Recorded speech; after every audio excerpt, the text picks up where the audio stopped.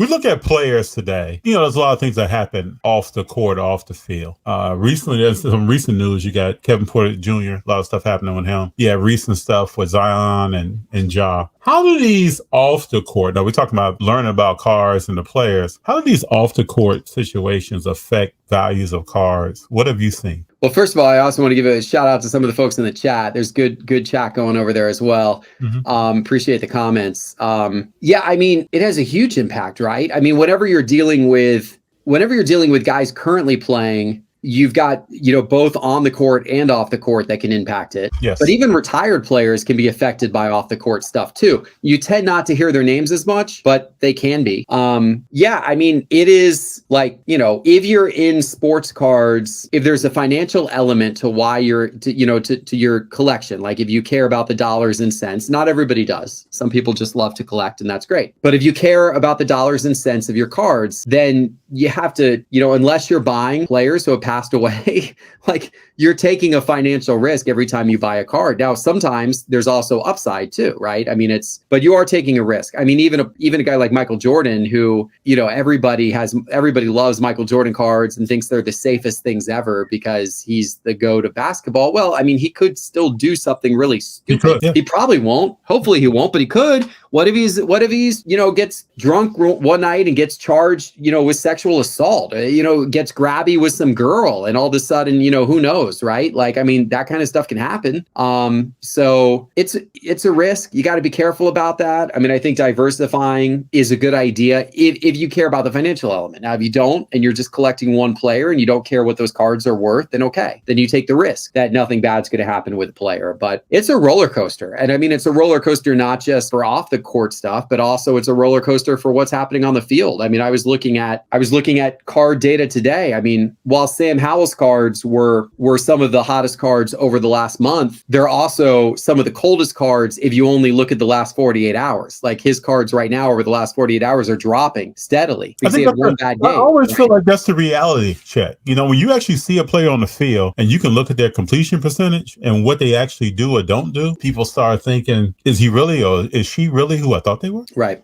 No, 100%. I mean, look, I find it fun. Like I find this stuff, it's somewhat, it's higher risk investing, to go after modern players for sure, but it's high risk, high reward. And I find it fun. Like I think it's part of the thrill of the chase. So do I. There's some collectors out there that are like very against, doing that. They're like, this is the hobby's only for collecting and you shouldn't be worried about the financial aspect of things or buying players who are risky because they aren't established yet or whatever it may be. And to me, like, I understand that might be the way you want to approach it. That's right. But the hobby is whatever anybody wants to make the hobby out to be. And there's plenty of room for people who just want to collect and just want to, PC certain people. Great. Go PC them.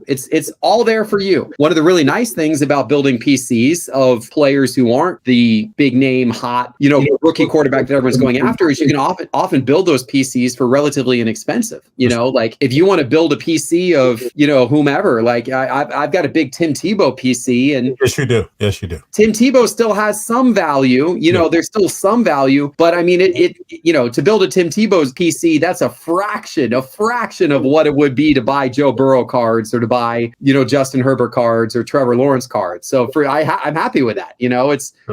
So you can do that. You can go that angle, or you can go the angle of the high risk, high reward. If you love the thrill of the chase, or you can go the angle of the history and get into vintage and get into storytelling and these great stories of all these ball players from yesteryear. That's really interesting as well. And you can do all of it if you want to do all of it. And I do all of it. I love all of it. I love every aspect of it.